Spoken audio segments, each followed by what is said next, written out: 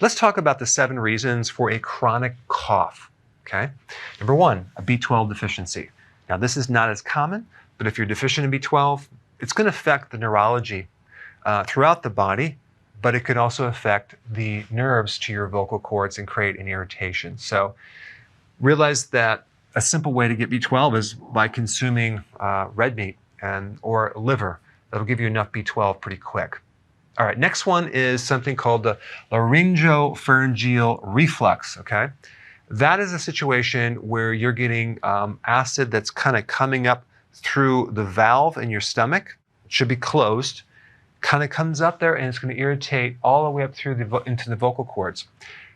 Now that could come from a vitamin D deficiency, number 1, or just low hydrochloric acid in your stomach. And both of these are very common. If you're vitamin D deficient, and just realize that vitamin D does influence gastrin, which helps you release hydrochloric acid, this can create this effect where the valve just doesn't close and you start getting this irritation, and even the enzymes can even break down the protein in your esophagus and even your vocal cords. So that can be more severe. Now, if you're low in hydrochloric acid in the stomach and you're not deficient in vitamin D, but let's say the pH, which normally should be 1 to 3, is 4, 5, or 6, you just don't have a strong acid in your stomach, that could be enough to prevent the valve on the top of the stomach from closing, and that acid could come right up and irritate your throat, as well as the enzymes. This could come from many things. It could come from just getting older, and you just need to supply more factors like betaine hydrochloride or apple cider vinegar to make it more acidic. It could come from eating too much junk food, taking antacids. You're deficient in salts, which is necessary to build hydrochloric acid. So there's many, many things. And I've put a link down below to learn more about this. But if you're low in HCl or low in vitamin D, it can create this condition. Next thing is if you have an allergy. And a lot of times in the spring or the fall, the mold or the pollen can irritate the throat or the sinuses, cause a postnasal drip, and create this cough. Now, if it's all year round, it could be mold in your house, for example, that could be causing this. One interesting thing about allergies is that if you acidify the stomach and you add more, let's say, betaine hydrochloride or apple cider vinegar to make this more acidic, it can improve the allergy, so it'll be less severe. Next thing is an enlarged thyroid. If your thyroid is enlarging or you have a goiter, that can put pressure on your vocal cords and create a coughing sensation.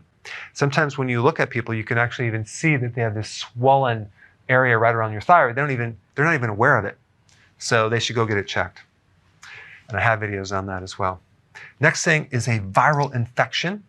It could be a virus that you had way in the past that is reactivated because viruses go dormant, that's called latent, and they can be reactivated under stress, or when you're deficient in certain things like vitamin D or zinc, and that can actually come out as a viral infection in your throat or in the upper respiratory area. 2 very good things to take for viruses and to prevent them from coming out of remission would be zinc, and you got it, vitamin D. And number 7 is probably the most common reason for a chronic cough. It's a calcium deficiency. And by the way, you can become calcium deficient if you don't have enough hydrochloric acid because it takes a very acidic stomach to absorb minerals, especially calcium. So if you're deficient in calcium, it can create a little bit of a spasm in your vocal cords, and that can create a chronic cough. I always recommend something called calcium lactate for people that have a chronic cough. If you don't have some of these other conditions, I recommend the calcium lactate, and it seems to resolve it pretty quick. So there you have it, the 7 reasons for a chronic cough. Hey, if you're liking this content, please subscribe now, and I will actually keep you updated on future videos.